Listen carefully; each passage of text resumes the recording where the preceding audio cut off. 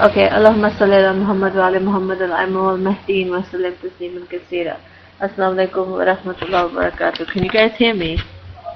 Is my voice clear? Okay, I wanted to share with you a debate I was having this morning actually, and the debate was this. I was telling someone to basically research about Imam Ahmad al-Hasan alayhi salam, and I cannot tell you how many times I've asked this person to research this. The method of research he has adopted is to basically ask family members, have you heard of this? Do you know this? Do you whatever, whatever? And it's quite sad, basically. It's very, very sad. And this person, like, I've known for a while, and he sort of said to me that he has a sixth sense. That he has a sixth sense when it comes to certain things. And his sixth sense is telling him not to follow this message. His sixth sense is basically saying how he shouldn't believe in this call, you know, and his explanation is, I don't feel it. I don't feel this call. The argument is so ridiculous. It's so ridiculous. Like, I'm not even going to go into the other stuff that he was saying. Astaghfirullah. Yeah, it's basically like, I'm not feeling it. I'm just not feeling it. My sense, my sixth sense, my gut is telling me not to follow this, not to research it, and to leave it alone. Now, how do you argue with logic with a person like that? How do you sit there and have an academic debate? You present proofs. You've spoken about the will, spoken about Alif Lam Mim, spoken about so many things, about, you know, the proofs of Imam Ahmad al-Hasan alayhi salam, but how can you get past this whole thing of, I have a feeling? You know, how do you get past that?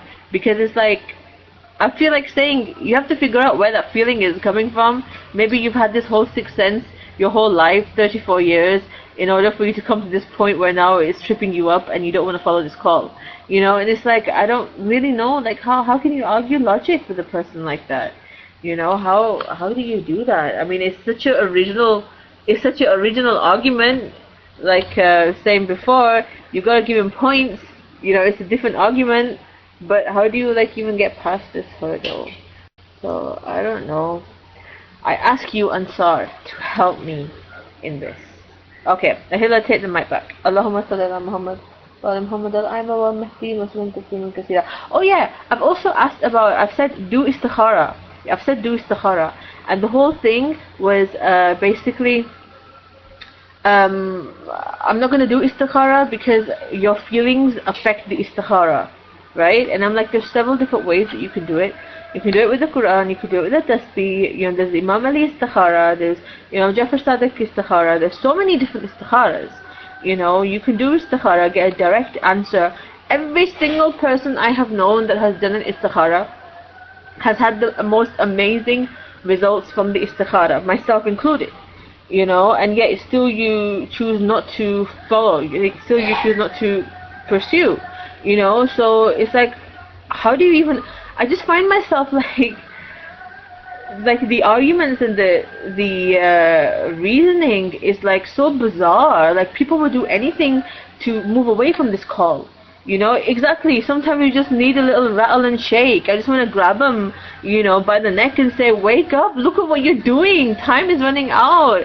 You know, and they don't realize the fact that once the ship has sailed, the ship has sailed. You know, and what face are you going to take when you die? And, you know, what face are you going to take? You know what I mean? Like, this is the Yamani. Even if you have doubt, sit there and spend time researching it. Then at least you can say, oh, at least I researched it. The whole debate, it goes back to this. It goes back to, okay, pray for you that if you're on the right path, that may Allah bless you. Alright? That's how the argument was left. You know, like, don't you care about your soul? Don't you care about where you're gonna end up?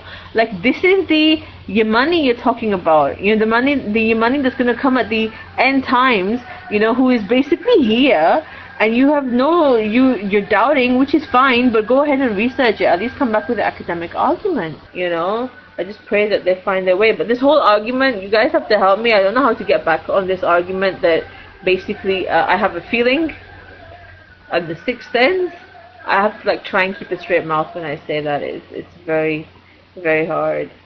Okay, Hila, mic's yours. أعوذ بالله من شر كل شيطان رجيم بسم الله الرحمن الرحيم اللهم صل على محمد وآل محمد الأئمة والمهديين وسلم تسليما كثيرا. Funny you should mention that, Layla. I think that if I'm trying to put myself in your shoes, I'm trying to put myself in your position and see what would I do. Sorry guys. Okay, I turned it up. So I would wonder myself, what would I do about if somebody would come to me and tell me that, I just don't feel it. I don't have a feeling. I have a sixth sense, and my sixth sense doesn't. Talk to on Judgment Day, and when he asks you, why did you not believe in this? Tell him that I had a feeling, and my feeling wasn't in place. Can they really face God with that? I mean, this is a question they should ask themselves before we ask them this question. Can they really face God with this? Can they face God with saying that I had a feeling this is not right? I had a feeling which did not support it. My sixth sense did not support it. Can they really tell us that that is the true way to face God subhanahu wa ta'ala?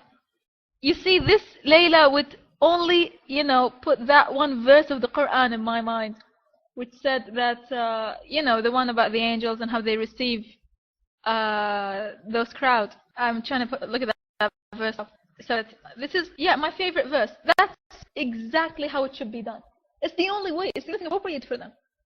It's the only thing appropriate. It's the only thing appropriate to face that low intellect and that low intelligence which they have used to confront the messengers of Allah subhanahu wa ta'ala. I mean, seriously, how low can your intelligence be? At least try to find some kind of, if it's only your feeling, then you're just replying with a suspicion. What about all of these people who are atheists? What about our atheists who have a certain feeling of 100% does not even exist? They would swear by whatever they believe in, that God doesn't exist. What about them? Where does their feeling take them? I mean, they're certain. They're certain. And most of them are certain of these things because something has happened to them, mostly, where they didn't find backup from God. Like, if they had lost someone or if they were in a crisis and they thought that God didn't help them, so they basically just let go of God. I know a couple of atheists, and both of them, they have the same issue, which is that they let go of believing in God because they went through a tough circumstance and they were not saved from that circumstance by a miracle. To me, they are wimps. They just gave up. So, but if you ask them now, have 100% sense that God have helped them, and they did not see to receive help. Unfortunately, they don't see the breath they take as a blessing. They love to be their own judge and to be made by themselves of who's going to heaven, whether or not. And they would refuse, in a way, to oblige the command of God, to follow a certain man. So therefore, they will just try to find out different ways so that they will be the judge themselves. They will be the ones to decide if this is righteous or not. We can only pray for them. Even if they don't pray for themselves, then the least we could do is pray for them to find the true logic of the divine religion with the help of God subhanahu wa ta'ala. I mean that. So it is basically, just Layla, what's happening is that twisting and turning. They're all trying to get back to one point, which is that they will be the judge. They all want to find a different way so that they will lead the message of the Imam alayhi salam. Because Allah subhanahu wa ta'ala testifies in incredible ways for the righteousness of the Imam.